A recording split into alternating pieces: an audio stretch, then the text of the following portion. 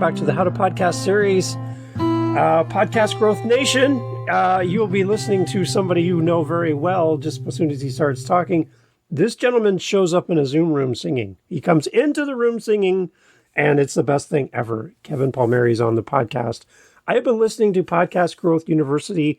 I have done every episode to date, so I'm waiting for the next episode. I'm glad to have Kevin on the show. You filled my mind with great podcast knowledge. Kevin, it's a thrill to have you here. Welcome to the How to Podcast series. I get to do a lot of interviews, Dave, and I am just super grateful to chat with you because you're a really good human. You're super humble. You're super hungry. You're funny. You're just a good person. And I appreciate you listening to all the episodes, and I appreciate what you're doing. So thank you so much for having me. I'm excited to see where we go. Good. My wife finds me mildly entertaining from a safe distance. That's what she says to me. So there you go. So I love it. Kevin, you are not just the host of one podcast, you're the host of two amazing podcasts, and you do a lot of podcasting, like a lot of podcasting. I'm so jealous of your path, and I'm excited to have you here. Can you tell us about your two shows? Let's just start with that as an overview for first-time people hearing your voice. There's a lot for them to listen to, but tell us about your two shows. Yeah, so one show is Next Level University. We have 1,760 episodes, I think, as of today. We do an episode every day, and that show is focused on holistic self-improvement for dream chasers. So we talk about self-belief, self-worth, habits. We want to help people get to the next level of their life, no matter where they are currently. Okay. So that's Next Level U, and that's paved the way for what I get to do on the day-to-day basis. So that it's amazing. And then Podcast Growth U is a podcast that helps podcasters grow, scale, monetize their podcast. But also, I don't know, I feel like I tend to go into the weeds and talk about being a better speaker, interviewing better, being more creative, that type of stuff. So it's not just, here are the 5 things going on in the podcast industry. I like talking more to the human than the industry itself. Yeah. And that's Podcast Growth U in a nutshell. Yeah. And so how old is Next Level University? 2017, okay. I started. And then how old is Podcast Growth University?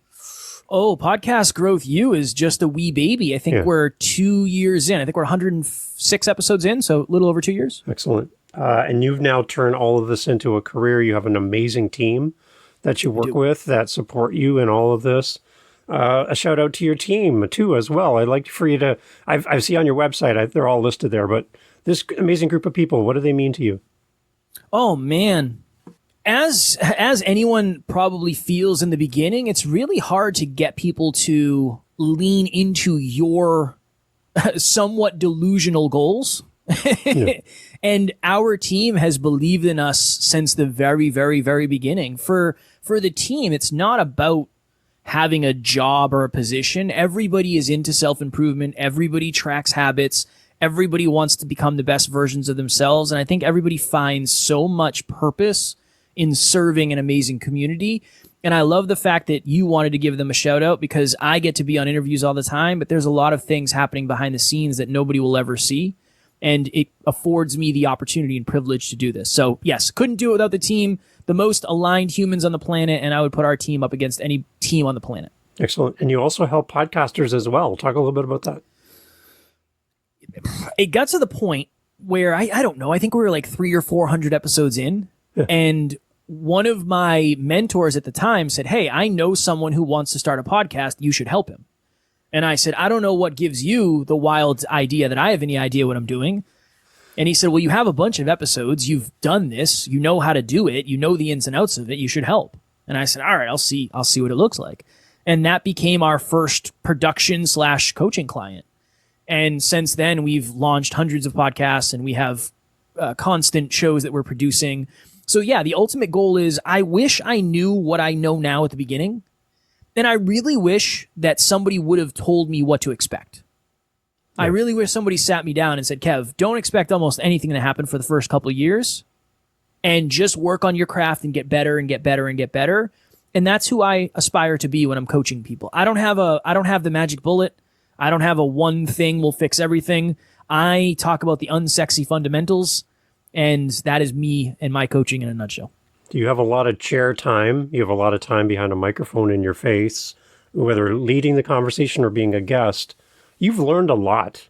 and I hear it on your podcast, the things you share with us as listeners, so helpful, so they just, you learn so much from someone who's further down the path than you are. Give us some ideas for people who want to be guests on podcasts. I think all podcasters should guest as much as possible whenever they can. Get out there and be in the passenger seat. It's a different side of podcasting that you need to understand. But from your perspective as a host and a guest, you've got some great insights you can share with us. I'm turning the podcast over to you, Kev. I just want to listen to you because, again, I get to have you every time with me in my ears at work, but now I get you on my screen. So I'm going to pull every nugget out of you I can.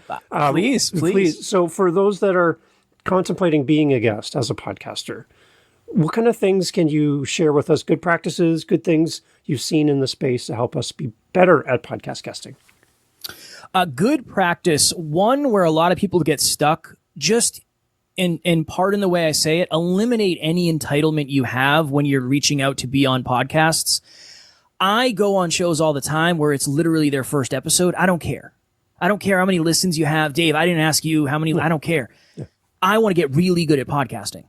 And the best way to get really good at podcasting is just to do more episodes than anyone else. So we have to identify what is the ultimate goal. Are you doing this as a podcast guest to get listens? Are you doing it to make money, or are you doing it to really, really practice your craft and impact people?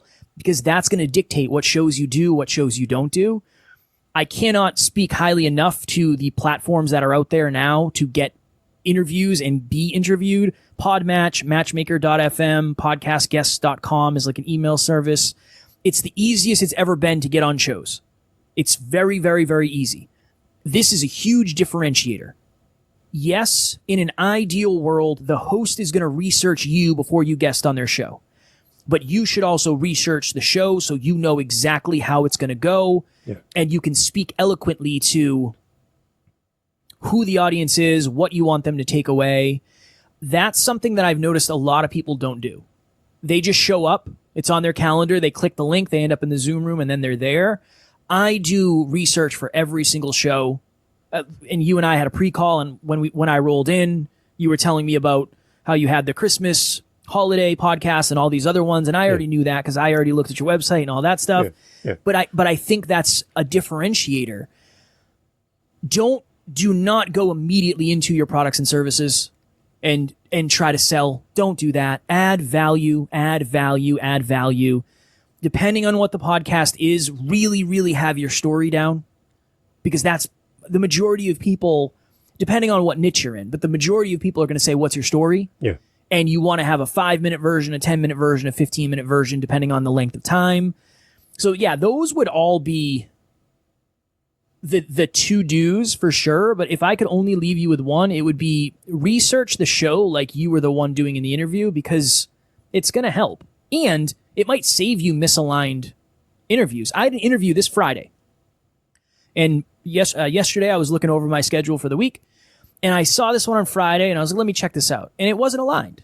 So I messaged the team and I said, hey, can we can this? I don't want to do it. It's not my type of show. Rather than me having that hour blocked off, doing it being misaligned and kind of throwing my day off, a little research goes a long way. Yeah. I see you in my Instagram. I'm like, oh, there's Kevin. I see him. He's like looking at this. He's looking at that. I'm like, well, okay, well, that's good. You're a man of your word. I try my best. One thing I noticed in Podcast Growth University is you put in a little testimonial kind of midway through your podcast episode, and it's somebody from your community that's worked with you, and they're giving you a reference. They're speaking about what you do and how you've helped them. I love it. You don't even mention that, oh, here, let's take a break, everyone. We're going to go to a testimony about me, right? You just put it in there, and you're right back to it again. And I really like how you do that. Thank you. The thought was, it would be really easy for me to promote myself, but everybody promotes themselves. So if somebody else is willing to give me a video and audio testimonial, I think that speaks to the services more than anything I'm going to say. Yeah. If you can get a client to send you a video about your experience, that is the way to do it. Yeah. And my thesis has always been, most people skip the intro. So if you have ads at the beginning, your own ads, nobody's going to hear them. And then a lot of people get it to the end and they give like their best call to action, and a lot of people are already gone. I think the middle is the best place to put it because people are at least listening. So I appreciate that. I appreciate that very much. Yeah. And then the other value add that I love from you is something I've been trying to do from the early days of my show, but you do it to a different degree, and I love it, is your value add of having time with you in your calendar. It's not a sales pitch. It's not about trying to sell them a program or a service. You just want to talk to your audience. And I love that you do that. That was intentional from episode 1, right? That's how we grew Next Level You. Yeah. In the very beginning days, and I didn't have a product, I didn't have a service, I wasn't coaching. I would literally, so somebody would share something about the podcast on Instagram. I would see it because they would tag us. I would send them a DM and I would say, Dave, thank you so very much for sharing. I would love to hop on a FaceTime call so I can get to know you more and figure out your life experience and how we can add value to what you're going through in the podcast. And I would just give people my phone number and then I would jump on FaceTime and I would take notes. Yeah. And then eventually that led to coaching and all that stuff. But in the beginning, it was just, I have the time. I'm not super busy. I'm not successful at all. So I have nothing but time, really. And I think that podcasting, a lot of people start podcasts because they want to scale their voice. And I love that. But I do believe that one-on-one time, face-to-face, that is hyper unscalable is always going to be the most valuable way to do it. I believe that. And I think to this point, I've done close to 300 podcast breakthrough sessions. And I've learned so much. I get to learn so much about people. Now, did some of those people end up being clients? Yes. Some said, hey, what does it look like working with you? Awesome. But the majority of them, it was just, how can I add value to your life? Another thing under that, it also leverages you and puts you in the position of the expert. If you listen to someone's podcast, then you go on a free call with them. Eventually, if you ever do decide to work with someone in that industry, it's probably going to be the person who you listen to their podcast and you've already done a call with. And there's something to that psychologically as well. I have a greater appreciation for pickles after listening to your podcast. Why is that, Dave? So for those who haven't heard, I've never thought, I look in my fridge today and pickles were there and I smiled and I thought of you. Now people are like, Dave, what the heck are you talking about? I can summarize it, but obviously you're the one that said it first. But simply that self-editing yourself instead of relying on post-editing, where you take out all the ums and ahs, you get up on stage in front of an audience, you don't have someone editing your content. It's you, in person, live in front of an audience. There's no way to take out those ums and ahs. So the best way to know that you do too many of them, like my so's or I love that, all those things that I say, my default settings to fill time or get ready for the next question, I'm aware of them. And because of you gave us an exercise simply when you say say the word pickle after. So that he becomes more aware of the fact that you're using these little crutch words. And I smile every time I see pickles now because of you. Is that it? Did I capture that? Is there more to that? You captured it. Okay. 100%. I had a client and we would be on coaching calls. And I would notice that he would say and he had no idea he was saying it. He had no clue that it was happening. And he said one time and I said pickle. And he looked up at me and he said, what'd you say? And I said pickle. He said, why'd you say pickle? And I said, every time you say I want you to say pickle because it's going to stop you from saying it. And that helped him out tremendously. But I understand why people don't want to do that because that's a very, very long game thing.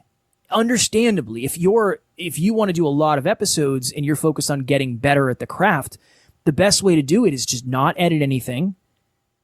If you mess up horribly, sure. But we do the podcast, we upload it, the team gets it, they add the intro, they do the leveling and all that happy jazz to make it sound good. We never edit anything. In 1,700 and something episodes, we've probably edited, 10 things out. But it was never an a like, a but. I say interesting often. That's one of mine.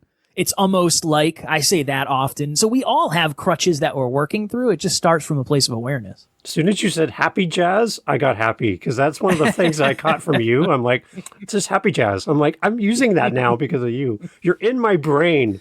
I know it's sickening, isn't it? But that's really that's a really good, for lack of a better phrase, testimonial for a podcast. Yeah. When people listen to you, they feel like they know you. Right. And that becomes the beauty of it, is you can really, really impact someone. They trust you. If they're going to give you an hour of their day every week, that's trust. That's we value our time. See, that's what I love about your show. For you, with this many episodes, Kevin, you've been on, again, as a host and as a guest all over the place. There's got to be an answer to this question from your perspective. Because of a podcast, can you fill in the blank? Because of a podcast, blank. Something happened for you. You're a different person. Something happened. But because of a podcast, and then can you just fill that in for me? Because of a podcast, you will face fears that you didn't know you had to, and you will understand yourself at a deeper level for sure. You're going to learn more about yourself than anybody else is going to learn about anything. That's the podcasting. People ask, why do you love podcasting so much? I couldn't tell you. We don't have enough time. Yeah. But the simplest thing is it has changed my life, not just externally from a business success perspective. If anything, it's more internal from a place of fulfillment, self-awareness, and self-reflection. And it's just a really good test. It's another episode. Let me see what I can do. Yeah. I like the challenge. When people email me, they say, when do I send you over the questions? I say, you don't send me the questions. I don't want them. I don't want the questions. I want to do it. I want to have a conversation and see if I can handle it. I like that. That's what I'm training for. Right. So it'll change your life externally and internally more than you realize, probably, in as much as you let it.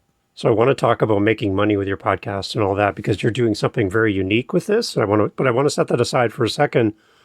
Money aside, how can a podcast help you grow as a person from day one, episode 1 to episode 1,000 plus? How do you grow? How do you get better? You kind of talked a little bit about it there, but how else does podcasting help you grow? Have guests on that you are very, very curious about, and you're going to learn through osmosis, and you get to ask. The beautiful thing about a podcast is you get to have conversations with people that you never would for other reasons, and you get to ask them whatever you want. And that's a huge cheat code to learn more. Review your episodes.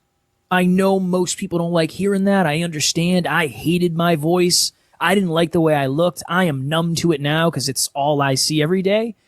But there is so much in listening to the way you talk. I don't review as much as I want to. I want to review every episode. It's hard. But I will find myself listening to an episode and I'll be doing a monologue and I'll think to myself, I really hope I say this next. Sometimes I do, but sometimes I don't. When I don't, that's a really good lesson for me.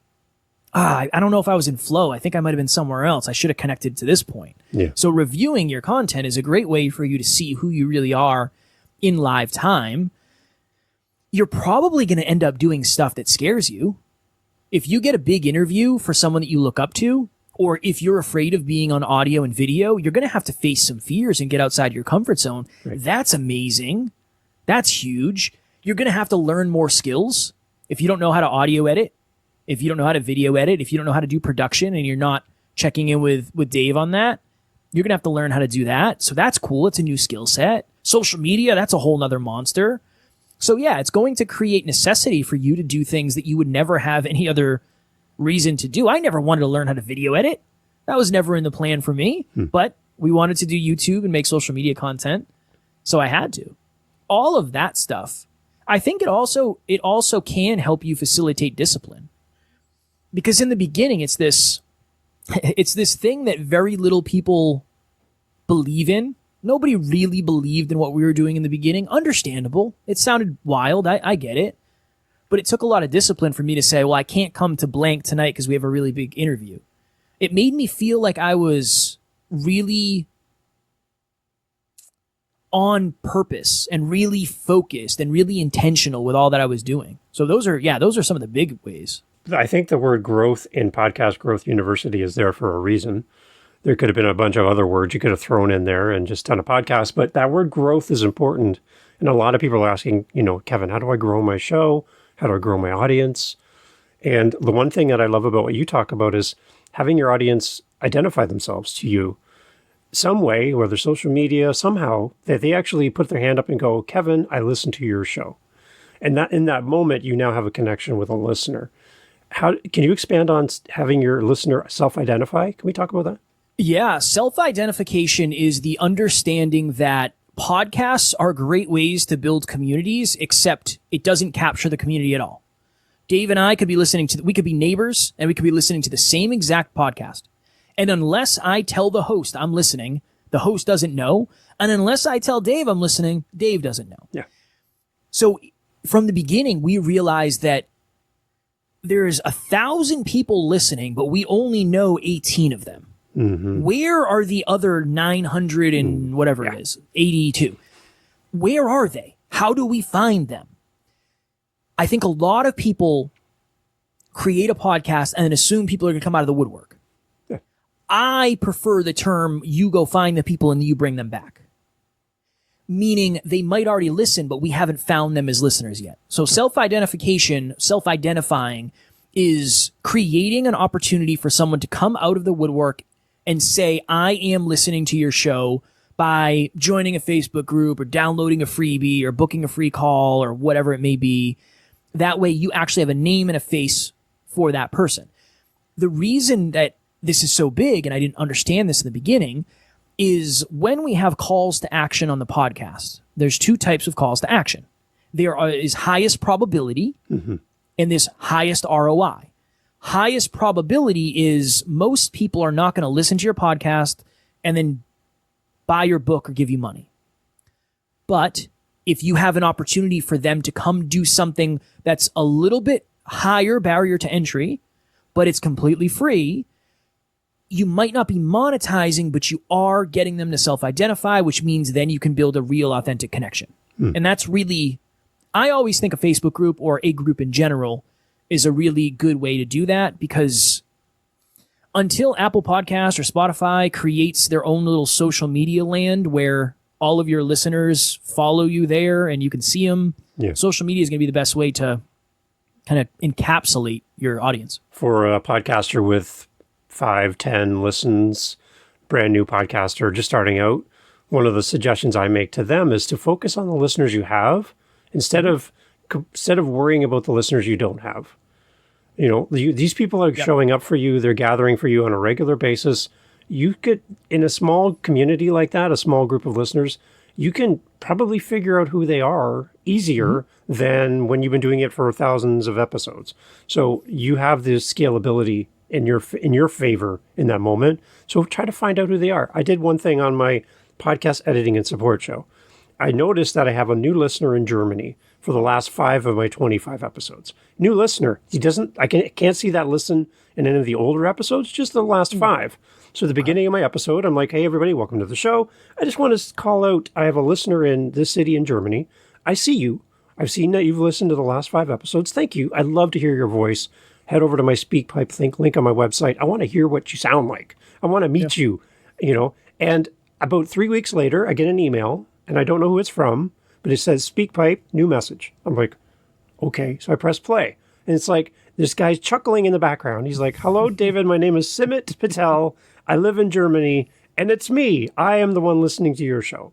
And I'm like, that moment of like the heavens started singing and the angels and all that, right? Like I actually got the voice of a listener to actually respond. It was so cool, right? That's huge. So do whatever you can in the early days of your podcast to get a voice, get a name, get something from that, but call them out. Just mention it. I had no idea what this person's name was.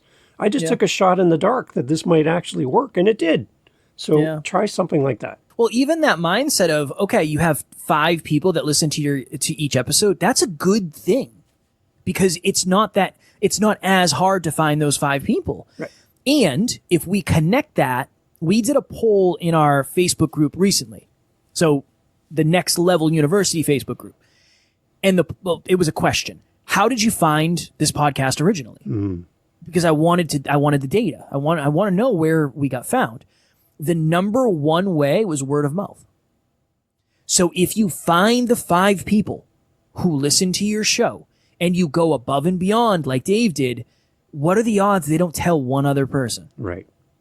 That where I think a lot of us are losing sight of how important word of mouth is. Word of mouth is so, so, so valuable. It is so valuable. And it is one of the things that you can probably influence more than you realize. So powerful. That's a powerful lesson. Yeah, we can influence, but at the same time, it's completely out of our control because people are talking about us and we're not even in the room, right? Hopefully good things. Hopefully good things, yeah. One of the things I tried too, Kevin, on my show was I had somebody who listened to my show, started a podcast, and then reached out to say, hey, thanks, Dave. Because of you, I started a show. So what I did was I took their voice message from SpeakPipe again. I created a mini episode just for them. I took their trailer, I took their voice message, and then I asked my community to go show love to this new podcaster. And so I made a mini episode just about them. And the response back from that new podcaster with like 2 listens to be featured on another podcast, kind of a, that kind of a moment. I had one woman in Australia who reached back out to me crying and laughing at the same time. Like, I've never anticipated this would ever happen to me, that someone would show kindness in this way. But the podcasting community is so great. I'm in. I'm going to do this. This is my thing now. And I just love being able to do that. The power of a podcast and communicating and connecting with community is such a powerful thing. I think we need to realize how important our podcast is and the influence we have to help others, right? It's very easy to lose sight of that when you're not hitting the goals you want. But if you remember what you used to think before you had a podcast and the podcast you listened to, if they reached out to you, it would have made your day. Yeah. It would have made your day. That's my frame of mind with this. I'm not a celebrity. I'm not a big deal by any stretch of the imagination. But Dave has listened to 106 episodes of one of my shows. So the least I can do is add value in some way and then go above and beyond what is expected. Right. I'm not saying you have to send a personalized package. Here's 10 pounds of meat, Dave, with a little heart. I appreciate you. It's not necessarily that. Maybe it can be, right? Maybe it can be. But it's doing something different. People say under promise and over deliver. Mm-hmm. I don't like under promise. Promise and over deliver. Yeah. That's my framing is promise and then over deliver, because people remember that stuff. They may never remember something I said on a podcast episode. They may never remember an interview I did. But if I do reach out to them and I have a conversation with them, I'm willing to bet they'll remember that, and I will too. And that's the beauty of it. So as we grow our podcast, as we continue down this path, we're building community, we're reaching out to people, we're putting ourselves out there through Instagram messages, video messages you talk about. Mm-hmm. How else can we grow our show, Kevin? What else is working for you? Man, I will be very transparent in saying that I think growing a podcast now is harder than it's ever been. I really think it is harder. Going on other podcasts is great, but the conversion is probably less than you think. I always say that. I've been on 850 or close to 900 other shows. We've gotten some listeners, but not as many as you think. If you just do the math of it, it makes sense. Yeah. That's always good because you never know. I like just getting creative and figuring out, okay, what is your perceived area of expertise? So even if let's say you're 50 episodes in and you get 50 listens per episode, awesome, it's great. You're probably more successful than you think you are, judging by based on the data. What is your perceived area of expertise where you have credibility? Go outside of the podcast world, go outside of the social media world, and try to get speaking engagements on that. Try to have conversations around that. Try to network with people around that. I am not a big networker, to a detriment. I think you getting creative and using your podcast as an opportunity to create other opportunities of success is going to help you grow your show, because there's metrics of growth. Some people, when they think about growing the show, they think of listens. Right. That's one way. I like subscribers. I think subscribers is a really good way to look at it. I also think dollars earned is a really good way to look at it. So it really depends on what you're trying to measure in terms of metrics. If you don't have a monetizable path, the amount of listens doesn't really matter that much. I mean, obviously more listens is helpful, but not to a certain degree. If you don't have that many subscribers, that's a suggestion that the listeners that you're attracting aren't sticking around. Mm-hmm. And if you're not making any meaningful revenue, it means that the runway probably isn't super long and you're not going to be able to do this for a long enough period of time. Yeah. So even that question, I would throw back the point of growth to me is not one thing. It's really you figuring out what is the most important metric for you to measure. Yeah. And then maybe beyond growing your listens, growing your listener. 100%. They might show up on episode 106, but they haven't heard episode 1 to 106. To send them back into your catalog, which you do really well. You talk about what you've done in the past. You talked about what's coming up in the future. I know not every episode you do that, but you for the most part, you do that almost all the time, which sends me back into your catalog and makes me want to go listen to something that I missed maybe as a new listener. We're trying right? something new. So this is very live. This is trying stuff and seeing how it works. I did a speech recently at a mastermind with Evan Carmichael in YouTube. And for those who might not know Evan, he is the YouTube guy in the self-improvement space, but he's very big on the data. Does a lot of A/B testing, split testing, all that stuff. And he was talking about how if somebody sits through the first minute of your episode on YouTube, they are far more likely to sit through the whole thing. So we've tried on Next Level U to not talk about the previous episode and just get right into the episode to see if that helps with consumption rate. Okay.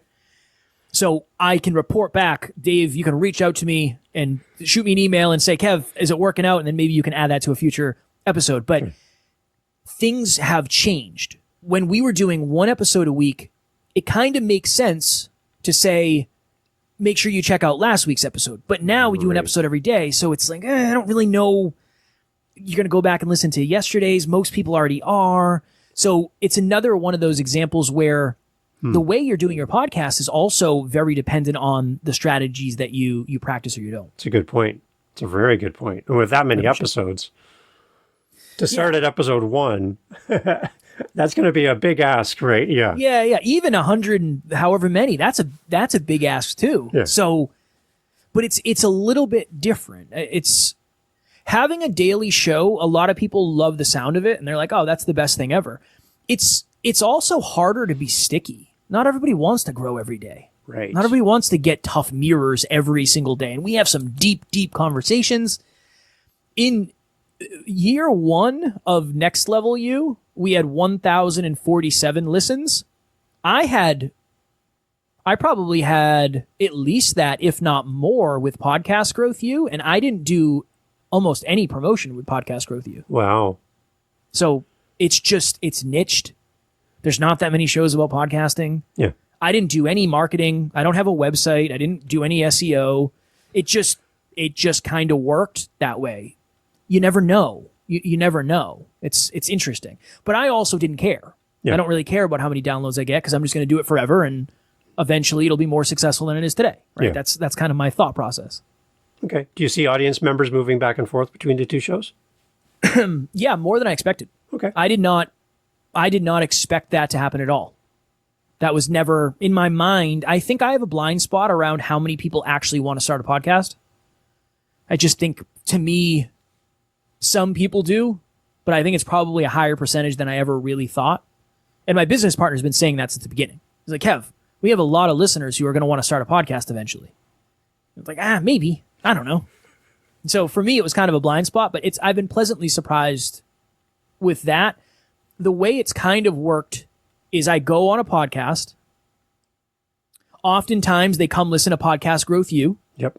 Then they hear me reference Next Level U, and then they come listen to Next Level U. And then sometimes they end up signing up for some service within NLU. So Podcast Growth U is monetized to NLU, that's a whole other conversation. We paused our conversation around making money with your podcast. That's a big part of growing your show. And people are really curious about that, especially new podcasters. So there's various ways you can do this. I've set up a Buy Me a Coffee on my page and been doing really well with that. I take that money and reinvest it in other podcasters. I have a job, so I really don't need that, but I use it as an engagement piece for people who do want to support the show, but I give them an easy way to do it.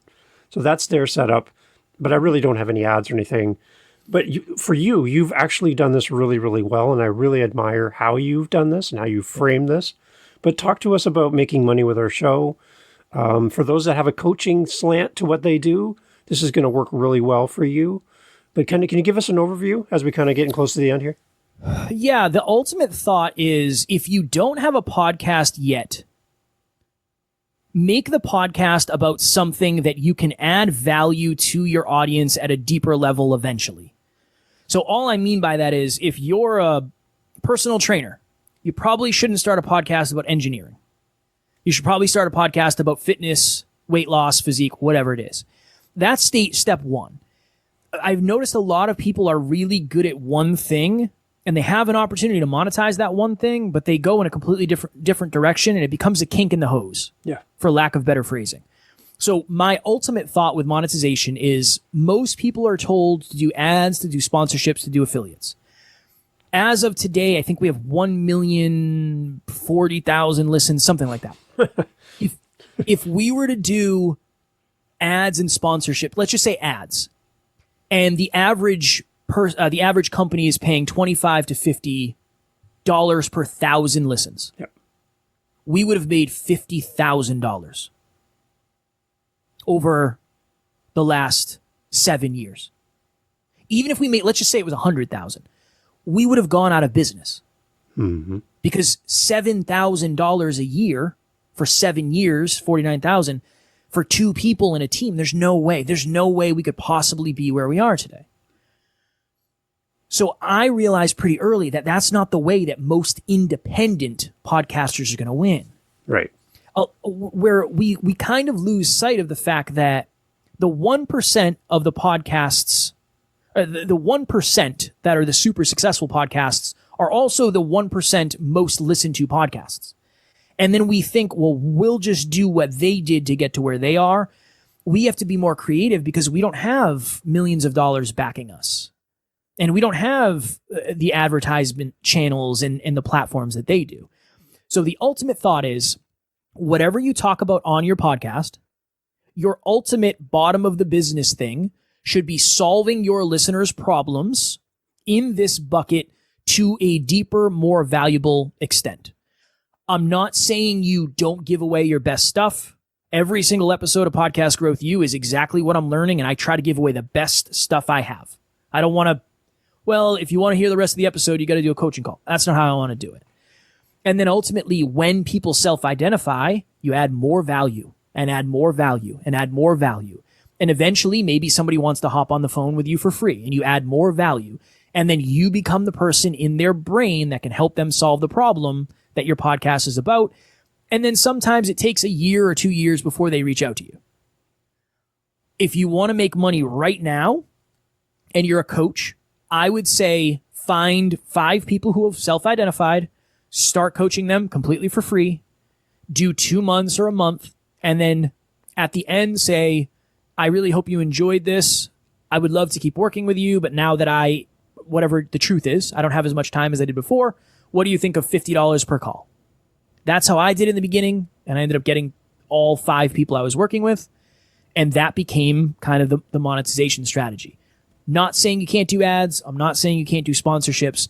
It just won't necessarily lead to the full-time podcasting, life-altering amount of money that you might need. That's going to come from creativity and really understanding business. So if you're spending time reading podcast books, love it. Speaking books, love it. Throw business books in there too, because that's something super valuable to know as a podcaster. Run your podcast like a business. It's important. 100%. Right? Because then you're going to take it seriously. You'll invest in it. You'll make everything attempt to make it better. Right? So that's good. And I love the fact that, Kevin, when you talk, success leaves clues and you uncover those clues and then you share them with us. You're not hiding these behind some paywall. You're like, here it is. This is what I'm trying. I'll let you know if it works or not. You did it right here. You're talking to us right now. Right? So you're willing to share these ideas in real time so that we can learn together. And I love that about what you do. Can you give us some vision into what's happening next on your podcast down the road? You're a planner. I know you plan. Not me. My business partner is. Okay. So you have a goal though. You're heading towards something, right? The ultimate goal is, it's a very large one. It's to have the most successful podcast in the self-improvement space. That is ultimately that's the reason we do everything we do, everything the way we do it. Yeah. And then with Podcast Growth U and the podcast company, I want to be the podcast guy. Yeah. I want to have a very, very large podcast production company that really puts the listener and the host first. Really is focused on how do we help these people grow? How do we produce the best possible content for them?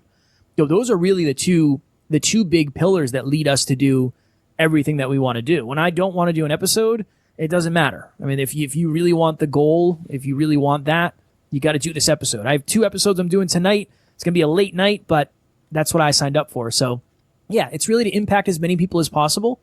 I don't want to have the most successful podcast so I can say I have it. I just want to help the most people I can. Because again, at the end of the day, this at one point was a dream for me. I love it. Okay, so Kevin, let's wrap up with this. Take us to your website. I have it up while we're chatting here. Take us to your website, and then I would love for you to do your hopes for us as podcasters. You end your show like this, and I've heard all of them. So I'd love for you to wrap up the show in true Kevin style. That would be an honor for me as a listener of your podcast to do that for us today. I appreciate it. The website is nextleveluniverse.com. It has everything you need to know, links to the shows, all that happy jazz. If you want a free call, I'll ask Dave if he'll put the link in here. Anybody, I don't care if 2,000 people book, please do. The more the merrier. What do I hope for you if you're watching or listening, whether you're watching or listening? I hope that if you've been on the fence about doing something new with your podcast, you do it. I hope that the people in your life are actually supporting you and not making you feel less than because you're trying something that nobody else really understands. I hope you are feeling more comfortable in front of the mic. I always hope that because I know how challenging that can be. I hope that you're getting more clarity. That's what I hope most for. I hope that you're getting more clarity and things that you had no idea about are starting to make more sense because that's invisible progress that is often hard to recognize. And most of all, I hope you're fulfilled and you're enjoying what you're doing because I think it's really hard to beat someone who is fulfilled and really, really enjoys what they're doing. That's gasoline in the tank for life. And I hope all your jazz is happy. Always. Kevin, thank you so much for being a part of the podcast. Again, I'm eagerly awaiting the next episode. I will be ready to listen. I'll be ready to listen, okay? It's so great to meet somebody that's poured out so much great information and content in support of the podcast community. Please keep going. Please keep continuing. I know it's you, but I just want you to know that I'm a big fan up here in Canada, listening and loving everything that you do. And I'm so pleased that you made time in your calendar for us here on the How to Podcast series. Thank you so much for being so willing to do this. My pleasure, Dave.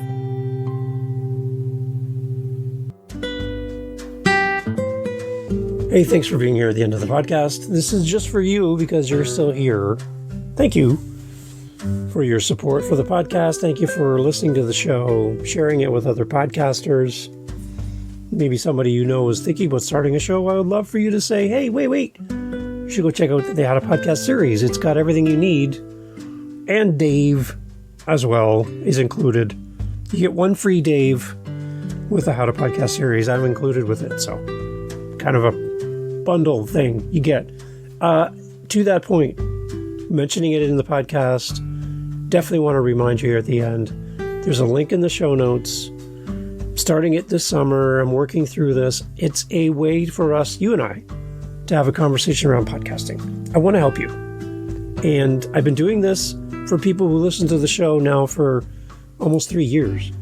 And I just haven't been promoting it as a thing. So I'm now promoting it as a thing. I want to spend time with you. I kind of would love to hear your voice. We're going to jump on Zoom together. We're going to talk about your podcast. You get time one-on-one with me, 30 minutes in my calendar, completely free, no strings attached. You don't have to buy a blender or a vacuum or none of that stuff. No. Just us. I just like to help you. And whether you're thinking about starting a show or you have a show, you want to grow your show, whatever it is, I'd love to meet you, talk about your struggles, your questions, work together. And I am eventually developing this into more of a coaching program for podcasters. But I'm starting with my best friends first, for free. So if you're interested, you listen to the show, and I appreciate you. Link in the show notes. Let's get together and talk podcasting, okay? You and me. Let's talk. Let's talk soon. See you. Thanks.